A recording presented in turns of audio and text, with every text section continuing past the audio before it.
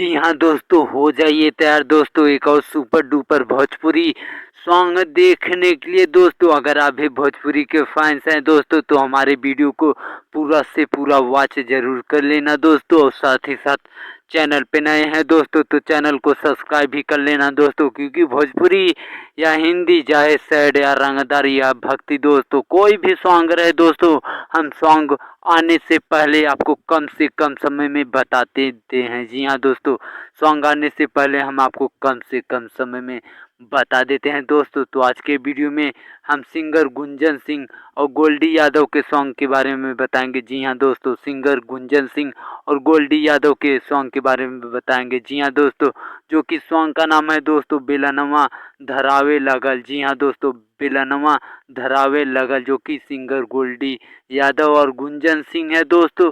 और बता दे दोस्तों, यह सॉन्ग आएगा 18 जुलाई सुबह 6:15 पे। जी हाँ दोस्तों, 18 जुलाई सुबह 6:15 पे बे म्यूजिक यूट्यूब चैनल पे आने वाला है दोस्तों। तो हो जाइए तैयार दोस्तों। अगर आप भी सिंगर गुंजन सिंह के फैंस हैं दोस्तों तो इस वीडियो को जरूर से जरूर देख लेना दोस्तों। और हमारे वीडियो को लाइक शेयर सब्सक्राइब जरूर कर देना दोस्तों। हम आपको अगले वीडियो में मिलेंगे, तब तक के लिए धन्यवाद।